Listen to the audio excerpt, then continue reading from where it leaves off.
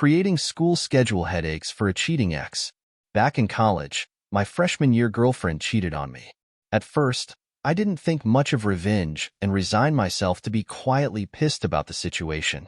Then I discovered her EDU account was still logged into my laptop, and it also happened to be right before our registration for next semester's classes. I waited for her to register for classes and for a few days to pass and classes to fill up. I then deleted her class schedule and the email confirming the drops. I checked daily to see if she had noticed, and after nearly a week I saw a brand new schedule with 4 Friday classes and 2 classes at 7:30 a.m. during the week. The breakup was long enough past that I can't imagine she thought it could be me. And for 4 months she was moderately inconvenienced. A petty win that I still love. Not gonna port your number. So a few years back my husband reported his sister, B, for some very illegal stuff she was doing to her kids. Not sure if I'm allowed to mention specifics on this sub. Ever since then, 4 of his 5 siblings have been extremely upset with him and have repeatedly gone out of their way to make our lives difficult. Well, a few weeks ago we learned that Sister C had stolen a large sum of money from us. My husband told her he was willing to let it go if she would agree to stop messing with us. Otherwise he'd sue her for the money back and push for criminal charges. Once again, this has angered the family, so Sister A, who has been on our phone plan for about 10 years, decided it was time for her and her husband to leave the plan. Immediately. We share our plan with about 12 people, and her leaving really messes with everyone else's rates. So we've had to find people to fill their spots so we can keep our rate. As we've been scrambling to get everything figured out, we've spoken to several reps who said that if we port their numbers out, it will close the line, resulting in a rate increase for everyone. So we have to port the new people's numbers over theirs, which will kick their numbers into the public database. So yesterday was the day that we ported in a new number over Sister A's number. When they realized she had no service on that number, they panicked, got the phone company on the line, and tried to port the number out. Only they're not authorized users on the account, so they can't do anything without my husband's permission. Her husband conferenced my husband in to try to get access to the number and was begging us to let him keep it because their 2-factor authentications were having issues and whatnot. My husband explained that if we release the number, everyone's rates go up. Brother-in-law had the audacity to say, "Well, that's not my problem." Well, it's not everyone else's problem that she doesn't like us. So anyway, now they have to go through the process of changing their phone number everywhere it's registered. I can only imagine the disaster they're cleaning up now. Evil grandmother digs through my trash and will love what she finds. I moved back home last year to live with my parents. My evil grandmother lives here too. When I say evil, I mean this woman is absolutely batshit crazy. Does things like when I'm doing a load of laundry, she'll lurch out of her room and quietly stand behind me while muttering things under her breath like, "You ungrateful bitch, I hate you. Why don't you know everything?" Other examples include graffitiing all over my bottle of mouthwash with smiley faces and devil faces and, "Do not leave on the counter." Since she didn't like that I left my mouthwash on the counter apparently. She will talk about me out loud when she is in the bathroom, adjacent to my room, when she knows I am home, or even at 4 a.m. when she thinks I'm asleep. She is a living hell, and I cannot wait to move out. Recently I found her digging through the trash and going through the trash I just put in the bin. When I confronted her, she said that I never recycle and she has to fix everything because I am a lazy brat. So to clear things up, I have ADHD and major depression, so my room often goes uncleaned for weeks or months. When I finally have a good day, I clean everything and just grab anything I see as trash and throw it in a big bag. It can get overwhelming trying to sort everything but the big things like cardboard boxes or big bottles, so this kind of giant sweep approach helps me not get overwhelmed and actually make good progress. The actual recycling she is referring to is some papers, broken hangers, or small food boxes. I don't believe that her passion for recycling extends further than her strange obsession with me. Anyways, onto the petty revenge. A few days later I got a new trash bag, filled it with some normal trash as well as some recycling. Just for fun I threw in some condoms filled with lotion, my used tampon, and some cat poop from the litter box. Made a big point of walking past her to the trash can with large water bottles sticking out from the bag and slamming the lid. I came back inside and a few minutes later she went out to the trash bin and started digging. She didn't say anything, but she now seems to be leaving me alone. ETA. She has been to multiple doctors, even therapists and psychiatrists in the recent years, and has not been diagnosed with dementia. I have asked my mother to ask doctors about this specifically after seeing the ads on TV for aggressive dementia, and as she accompanies her to every appointment, there has been no diagnosis or suggestion. Yes, this may change, but knowing and living with her for the last 10 years on and off, she has always been bitter, obsessive, angry, and hostile to at least one person in the house at a time. I used to be close with her growing up, and my mother and sister were her targets. This has changed in recent years, mainly since I was freed from the TTI back in 2019.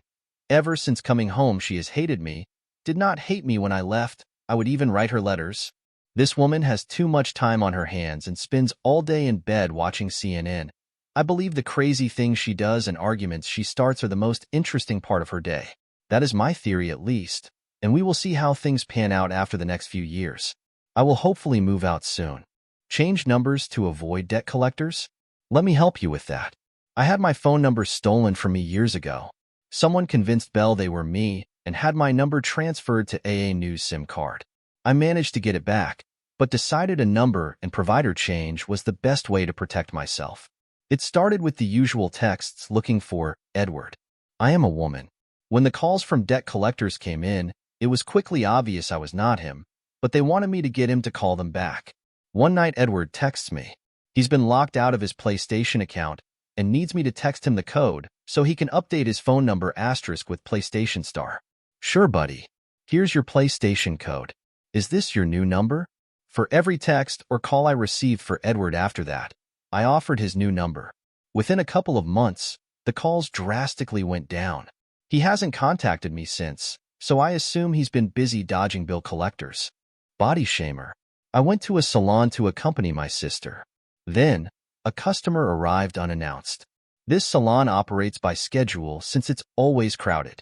And there she was, making demands even though she knew she wasn't scheduled for today. While waiting for her turn, she body shamed one of the workers, who I think she knew. Why are you so fat? Are you thriving on problems? The worker didn't react, but it was evident on her face that she was offended. Then, when it was the customer's turn, the worker who was body shamed was the one to assist her. It seemed like she took out her anger through the customer's ingrown removal. The customer was in constant pain because the worker did not make it easy for her. Ha ha ha. The customer said, "Isn't your cut too deep? It hurts so much." The worker responded, "No, ma'am. It's just that your ingrown is too deep." It was just so satisfying to see that there was a bit of revenge. I think it was deserved. Write tickets inappropriately and tow cars? You'll have to eat crow while I laugh. Over 20 years ago, I lived in an apartment complex made up of several buildings, each with about 60 units, and each building has only 15 garage spots and about 20 parking spaces, so the majority must park on the street on a long drive. There was going to be a re-tearing project, and a couple days before, temporary, no parking signs were placed up for Tuesday from 8 a.m. to 7 p.m. along the street. It was a Monday and a holiday, so a lot of people were home, and my roommates and I heard a loud sound outside and saw cars being towed, including mine, and a police officer writing tickets and placing them on all the cars before being towed. I ran outside and up to the officer and asked why he was ticketing the cars, and he pointed at the sign. I said, "It is Monday, and the signs say Tuesday. We just have to move them by 8 a.m. tomorrow." At the time, I was just 21 but was often mistaken for being a very young teen. The jerk responded, "I don't care if it says Monday, Tuesday, or Wednesday. If I see a no parking sign, I'm not going to park there. Tell your mommy and daddy that their cars are moved up the street and they have a $50 ticket and $190 tow fee." It might have been slightly different amounts, but pretty close. I asked for his badge number, which he refused, and then he continued to ignore me. I ran back into my apartment and called the local station. At first I got the runaround until I asked for IA, and was finally passed to this guy's lieutenant, a woman. When I told her what had happened as well as his attitude, she said she'd have to come down to see the signs herself. About 15 minutes later she arrived, and she pointed out the weekday to him. I had the distinct impression that he had a problem with women in general, but especially ones who challenge him like myself and his lieutenant. And she seemed to appreciate my indignant anger at his infantilization of me. All of the tickets had to be removed, and the ticket numbers needed to be accounted for. She made him apologize to my grinning face, and he had to write out an apology to each of the owners of each of the cars explaining his mistake, and that if there was any damage to contact him or his lieutenant. This took tons of time, so my roommates and I set up lawn chairs and sat eating popcorn and grinning ear to ear while we watched. The absolute delight I felt at the A33 having to make a record of each of those tickets and write an apology note will forever bring me a little satisfaction. He thought he could abuse his little petty power, so I got my little petty revenge. My solution for the growing one-way video interview trend. Background. There's been a recent industry trend where you have to record an interview as part of a job application. I'll spare you my thoughts on why these things suck. But they do. Suck. I mean, to me and lots of others, it's a red flag. Any company that requires one of these has done me the favor of outing themselves as a company that nobody should want to work for.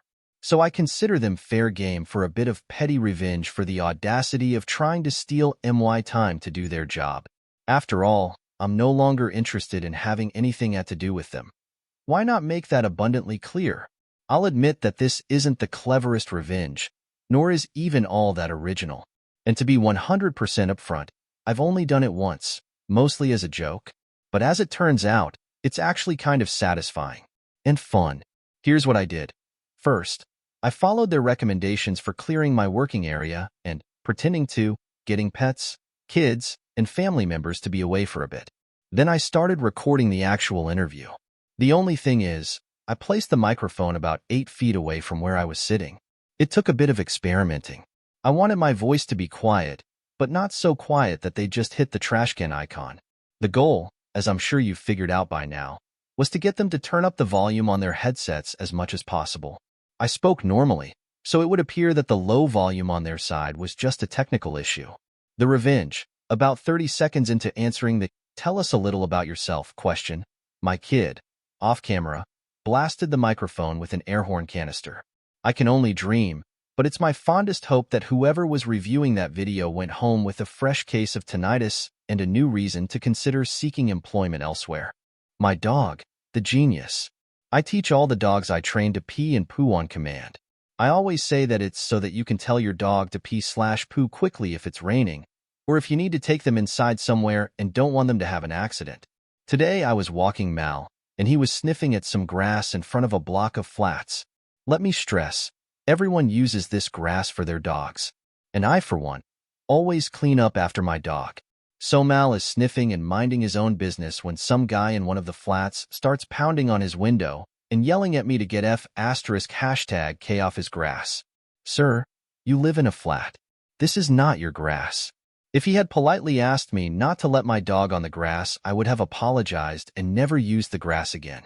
But he was a jerk, so I did the only thing I could do. I looked the guy in the eye and said, "Mal, poo." And he did.